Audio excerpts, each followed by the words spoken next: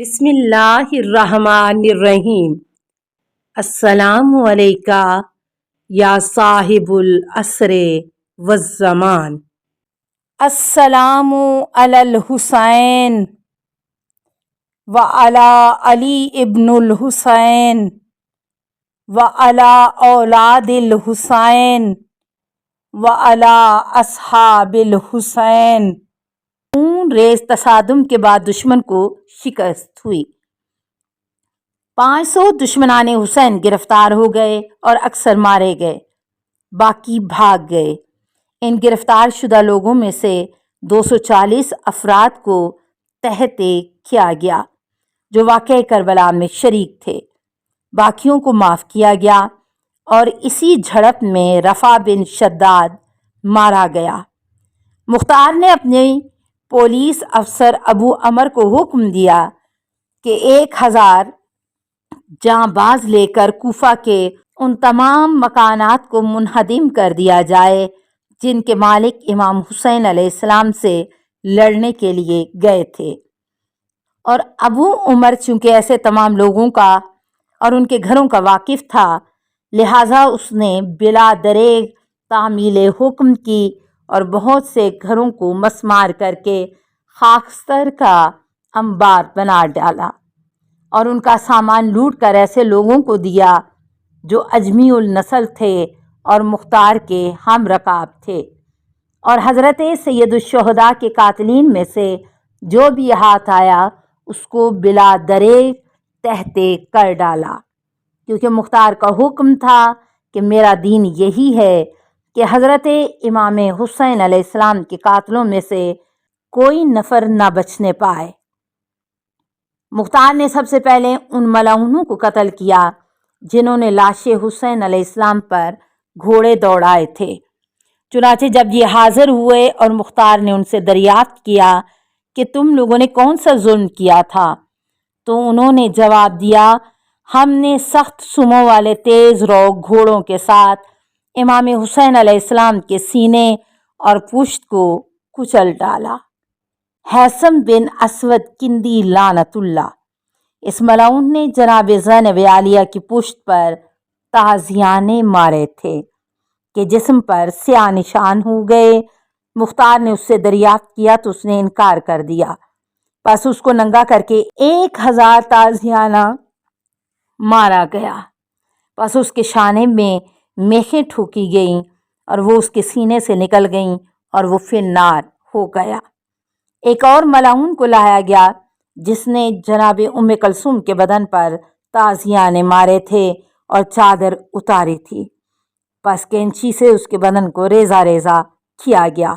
مخزن البقاع، قیس بن ظفر لعنت اللہ، اس نے امام حسین علیہ السلام کی کنیز کو تازیانے مارے تھے، اس کو تازیانے مار مار کر فی النار کر دیا گیا۔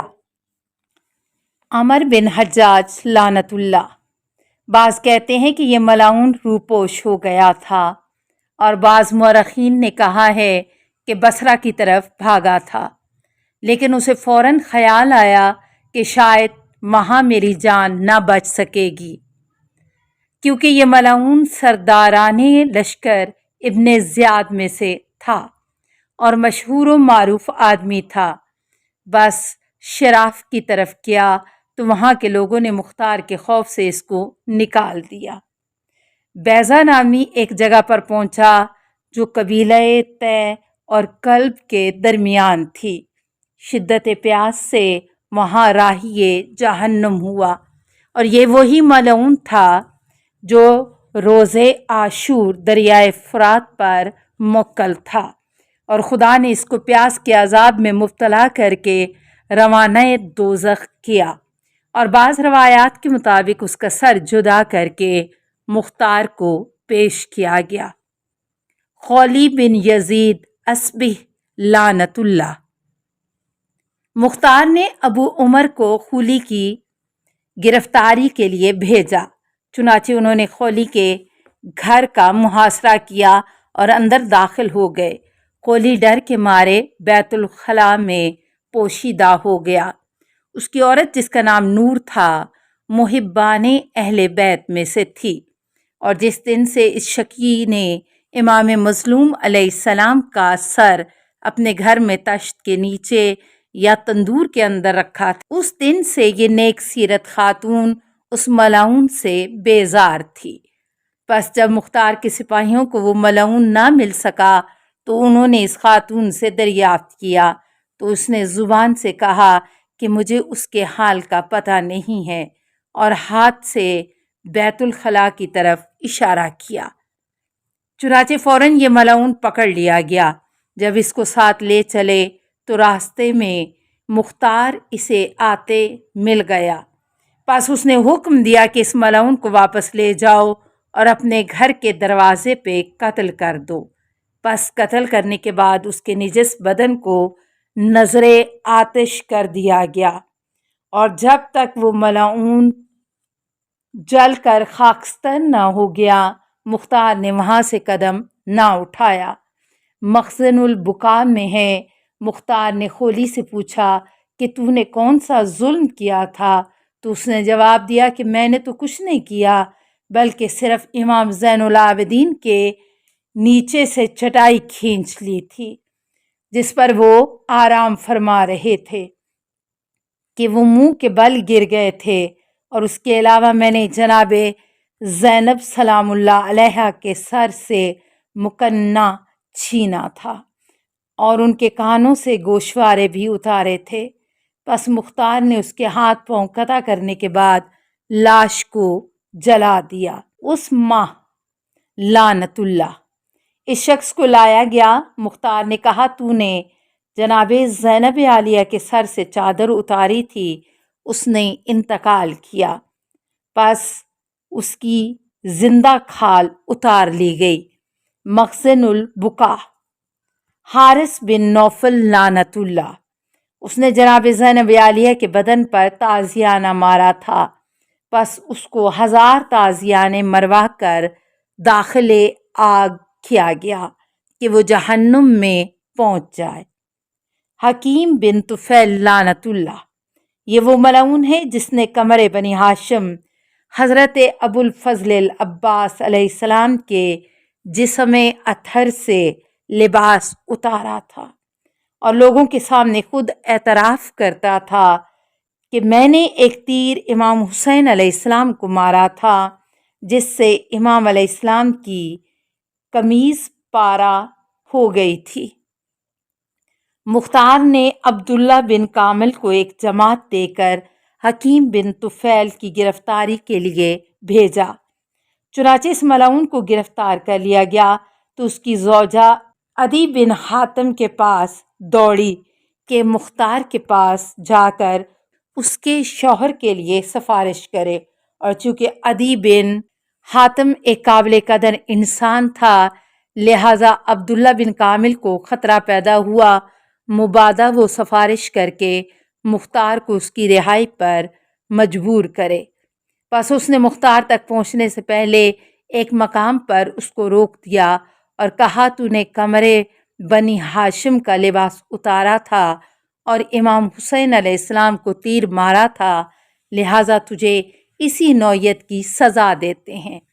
پس اس ملعون کا لباس اتار کر ایک جگہ کھڑا کر دیا گیا اور محبان حسین علیہ السلام نے ہر طرف سے اس پر تیروں سے بارش کر دی، حتیٰ کہ اس کا جسم خارے پشت کے مشابہ ہو گیا اور ملعون واصل جہنم ہوا۔ مالک بن نصر لعنت اللہ مختار کو اطلاع دی گئی کہ قادسیہ میں مالک بن نصر رہتا ہے جس نے امام حسین علیہ السلام کے فرق اطہر پر تلوار ماری تھی، نیز آپ کی خون آلود ٹوپی بھی اسی نے لے لی تھی، اور وہاں امام حسین علیہ السلام کے قاتلین میں سے 2 اور شخص اس کے ہمراہ رہتے ہیں، ایک کا نام عبداللہ بن اسید جہنی اور دوسرے کا نام حمل بن مالک محاربی تھا۔ مختار نے اپنے ایک فوجی افسر کو جس کا نام مالک بن عامر نہدی تھا ایک دستہ دے کر روانہ کیا۔ انہوں نے بوقت عشاء چھاپہ مار کر ان تینوں کو گرفتار کر لیا اور مختار کو پیش کیا۔ مختار نے ان کو خطاب کر کے فرمایا، اے دشمنان خدا و رسول، اے منکرین قرآن، تم نے نبی زادے کو قتل کیا ہے، حالانکہ تم ان پر درود بھیجنے کے لیے مامور تھے۔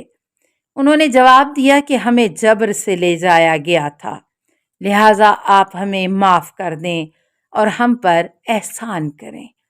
مختار نے جواب دیا کہ تم نے حسین علیہ السلام پر احسان کیوں نہ کیا؟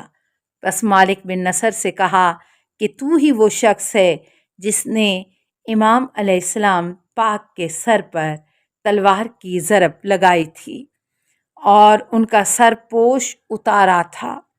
وہ ملعون خاموش رہا اور حاضرین شیعان علی نے فوراً کہہ دیا کہ ہاں واقعی یہ وہی ملعون ہے۔